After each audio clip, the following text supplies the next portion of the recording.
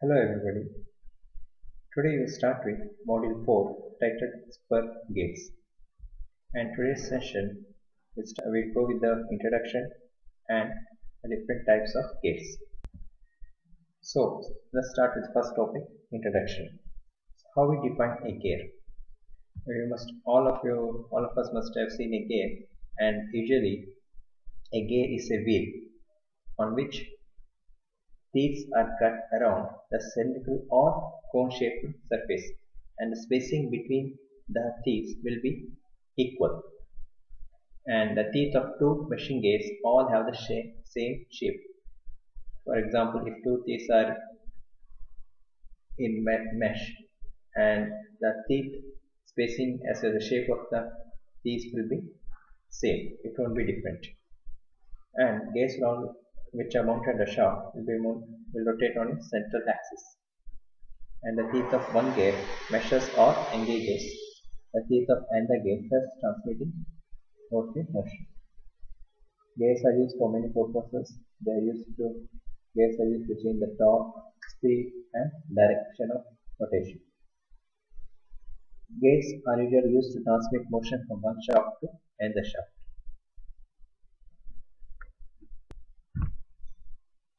Now,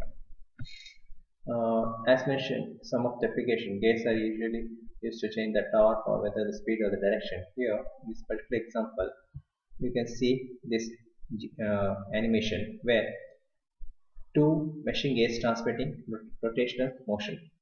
The interesting thing to see is that the smaller gate that is on the left side is rotating faster. Since the larger gate is rotating at lesser speed, its torque is proportionally greater than the smaller gate. So this is just an example, one of the examples. And gates are always positive drives. There are two types of drive, positive or negative drive, and gates are positive drive. When we say gates are positive drive, that means that the transmission happens without any slip. That means the drive happens without any slip. If you take here this one, here the transmission between these two or the transmission of motion takes place without any slippage. Of course, in certain cases, very rare cases, if the gas gets damaged or because of wear and tear, slippage may occur, just in rare cases. And this is example of a belt drive which is having a negative drive. That means the belt will be loose and slipping just takes place in belt drives. So gate drives are always positive drive, whereas the belt drives are negative drive. And in gate, of course, we know that most of the gate consists of two wheels. Here, the smaller wheel is what we call as the pinion, and the large wheel is called as the gate. That means the smaller wheel drives the larger gate. This is the driven part, and this is the smaller gate is what we call as the drive. That is, we can either call it as drive or pinion, and the driven part here is called as gate. Now, gear may not always consist of two wheels. Sometimes a gear may be a combination of two or more gears. So such types of gear are called as a gate. So a gate train is a combination of two or more gears working together by meshing their teeth and turning each other in a system to generate power and speed as shown in the animation. So these two animations, this is what we call as a gate train. So whenever more than two gates are engaged, so it becomes a gate train. So let us see what are the advantages of gate drive. As already discussed, it's a positive drive. That means there is no slipping. Next advantage is it can transmit large power with low velocity. It has very high efficiency. Efficiency of most of the gates are about 90%. It is reliable as slippage doesn't take place. The service it provides is very reliable. It is compact in size when compared to belt drives or chain drives, and they can be used to transmit power to shafts that are parallel, intersecting, non-parallel, or non-intersecting. So we have different gates for such actions. Then, of course, the last one is it transmits power at high speed. So these are the some of the advantages of gate drive. Of course, there are a few disadvantages. We'll just go through that. The first disadvantage is that to manufacture the gates, it requires certain special tools and equipments, and because of that, it is somewhat costlier when we compare it against belt drives or rope drives. The manufacturing process is also complicated, and during manufacturing, if any error is there in cutting teeth, this may cause vibration and noise during operation. And once it is in operation, it requires suitable lubricant and reliable method of applying it for the proper operation of gate drives. If not, it results in wear and tear and the gears may get damaged. So these are some of the advantages and disadvantages of gate drives. Next topic, classification of gates. The first factor on which the gears are classified is according to the relative position of the axis of the shaft on which the gears are mounted. So according to the position of the axis of the shaft, we have different types of gears. The first type is when the axes are parallel. In this we have the types of gears that are used in such cases are spur gears, helical gears, herringbone gears, rack and pinion, and internal gears. So if the axes are intersecting, that means if two shaft axes are intersecting, then we go for bevel gears. If the shafts are non-intersecting and are having perpendicular axis, we use worm gear. And finally, when the shafts are non-intersecting and also non-perpendicular, then we go for spiral gears. So this is the first factor, that is based on the position of the axis of the shaft. So next classification is based on type of gearing. So based on type of gearing, gearings can be of two types: external gears or internal gears. So when we say external gears, it means in this the gears meshing of two gears takes place externally with each other, and they rotate in opposite direction as shown in the animation. This one. When an internal gears, here the meshing of two gears takes place internally with each other, and here you should notice, as in the animation, that the direction of rotation is same. Okay, there either it will be clockwise or anti-clockwise, but both the gears will rotate in same direction. But that is not the case in case of external gears; they rotate in opposite direction. So this is the second classification. And third classification is based on the velocity of the gears. So based on the velocity, there are three types. It can be low velocity gears, medium velocity gears, or high velocity gears. So when we say low velocity gears, that means the velocity is less than 3 meters per second. For medium velocity gears, the velocity will be between 3 and 15 meters per second, and high velocity gears anything more than 15 meters per second we classify it as high velocity gears. So the last classification is based on the position of teeth on the gear surface, how the teeth will be cut. So based on that, either it can be straight cut or inclined or curved.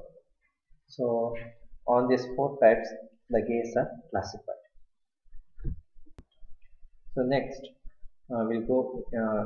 we'll just briefly go through different types of gears that are used in industries. The first type we have the spur gears, and as already discussed, spur gears are usually used to transmit motion between two parallel axis shafts. So, and these are the most common types of gears that are usually used, and as can be seen in the sketch, they have a straight teeth and are usually mounted on parallel shafts, and they are the simplest of all the gears and also very easy for production. Spur gears also can achieve high accuracy with relatively easy production processes. So as can be seen, And this spur case can be made up of either steel, brass, or other metals, and even from plastics. And if they are usually made from plastic, they are usually used in toys. Coming to the advantages of spur case, the spur case, they have high power transmission efficiency, and that is up to 98%. They are very easy to manufacture. They offer constant power to ratio, and of course they are also less expensive. Coming to disadvantages, spur case, they when two spur case mesh, they produce a lot of noise and operating at higher speed. Hence, they are not used for high speed applications. And also, the gate did experience a large amount of stress. Coming to the application part, they are usually used in metal cutting machines, power plants, marine engines, mechanical clocks and watches, fuel pumps, washing machine, gear motors, and gear pumps. That was regarding spur gears. Next, helical gears. Helical gears are, if we compare helical and spur gears, they are somewhat similar to spur gears, but in helical case, the gate is cut at an angle with the axis of rotation of the gate, whereas in spur gears, the gate is are in a straight line, like a straight. And helical gears are usually used with parallel shaft, and the teeth, and as already discussed, they are cut at an angle to the face of the gear. When compared to spur gears, helical gears they have better teeth machine and more quieter in operation and can transmit higher loads, making them suitable for high-speed applications. Now coming to the edges, helical gears. As the teeth are cut at an angle, and because of that, they run more smoothly and quieter in operation. Helical gears are highly durable and also ideal for high load applications. Efficiency of helical gears is high, so it is about around 99%, and these gears are suitable for high speed applications.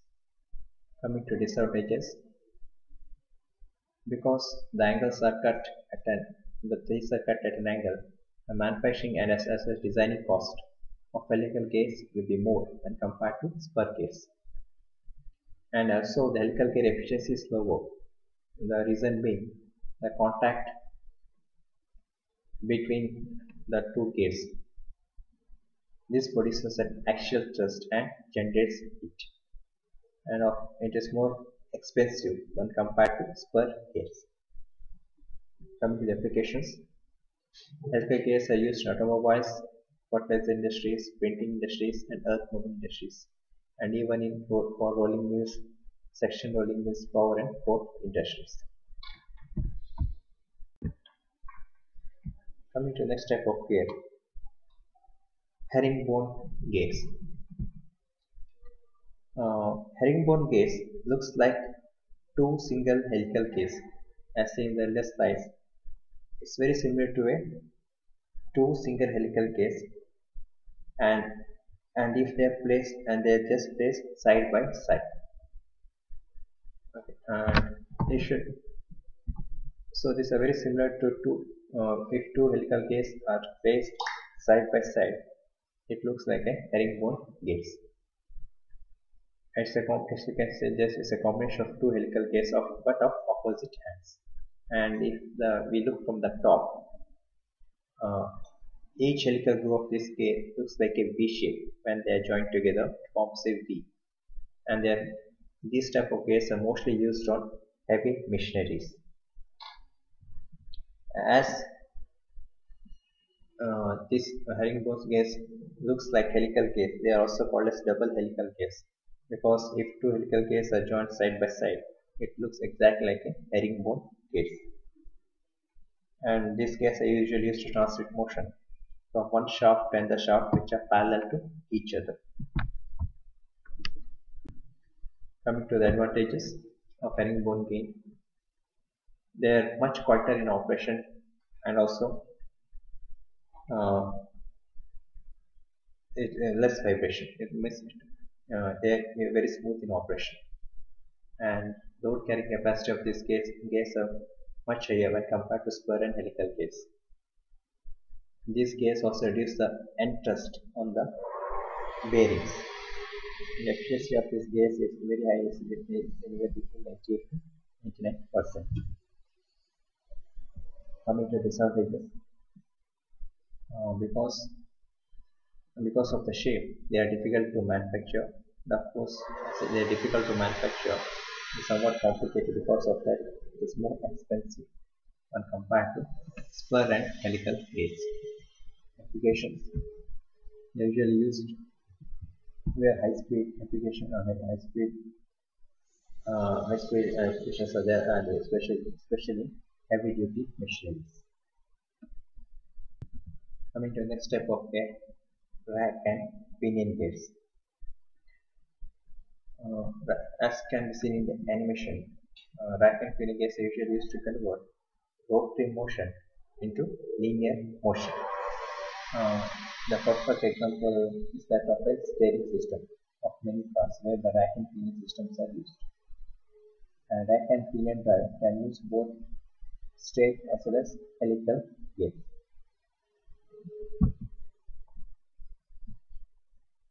So during operation, as can be seen, a rack meshes with the pinion and converts the rotary motion of pinion into a reciprocating motion or reverse motion of the. So that's how it works, rack and pinion gears. Come to advantages of rack and pinion gears.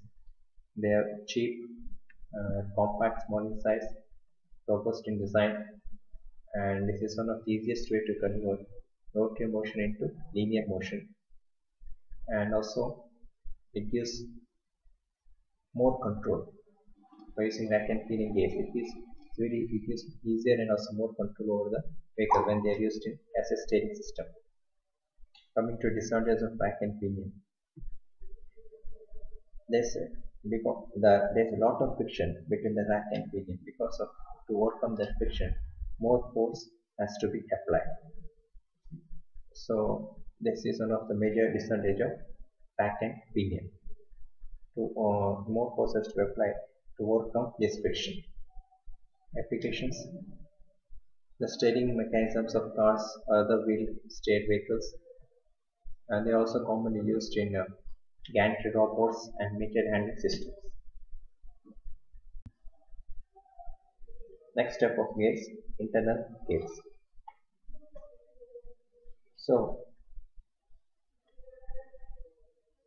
as discussed earlier, internal gear is a gear with this thick cut in the internal surface or on the internal surface of the cylinder and measures with spur gears.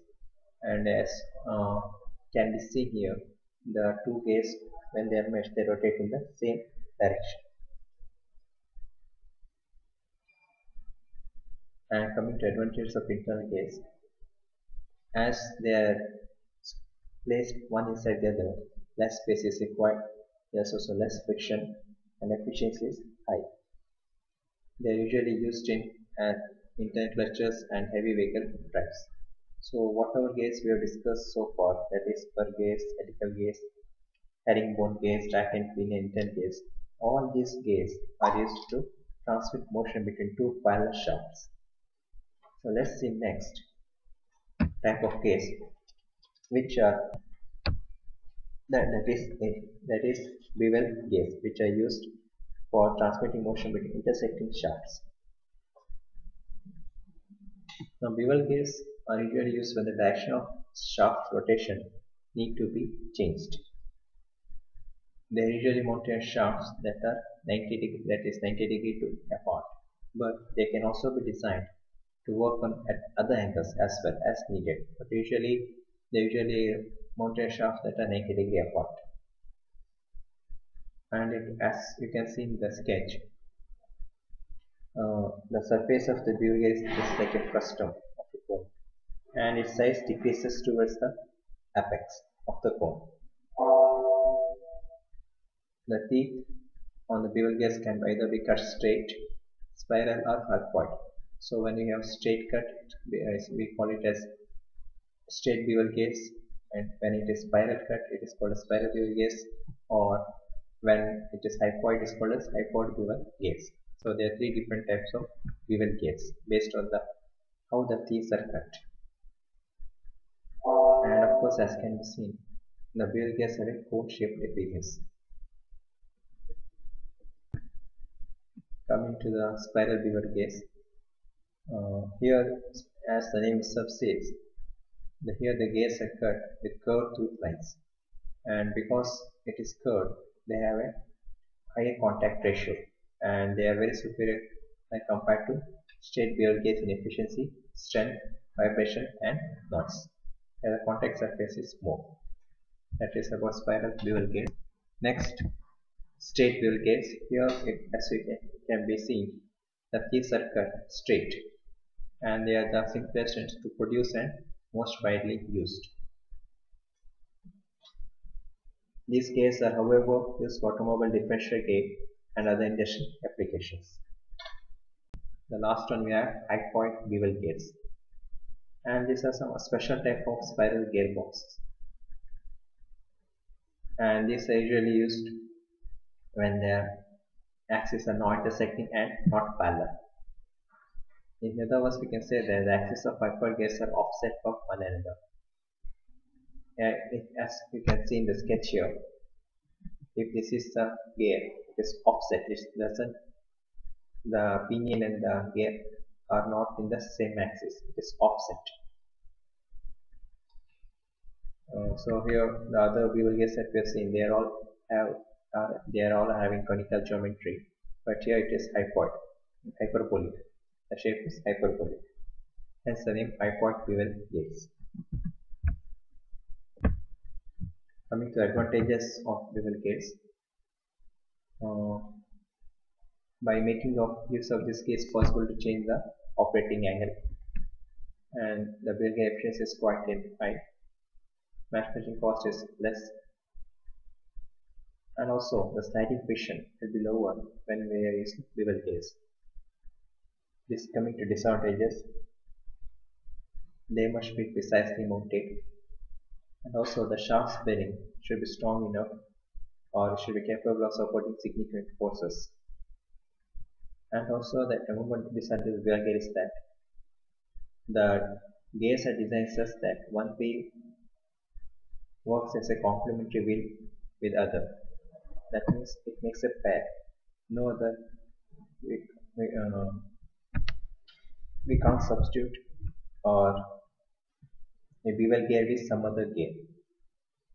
One wheel of whenever it always complements the other wheel, and it's not possible to make use of other gears with bevel gear. Coming to application part, they have very diverse applications.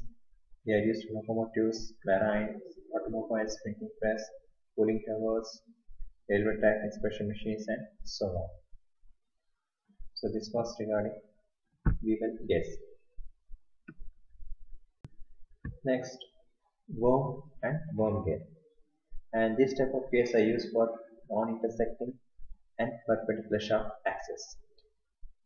And they are usually used in rudders, automobile steering mechanisms, and hoist and rolling wheels. A worm gear usually consists of two elements. One is called driving element, is what we call as screw, as can be seen here in the sketch, and one more is the driven element, that is the helical gear. Here the driving element, that is the screw, is called as the worm, and the driven element, that is the helical gear, is called as the worm gear or worm wheel. And the worm gear drives are typically used for transmission of power between two parallel, non-parallel and non-intersecting shafts.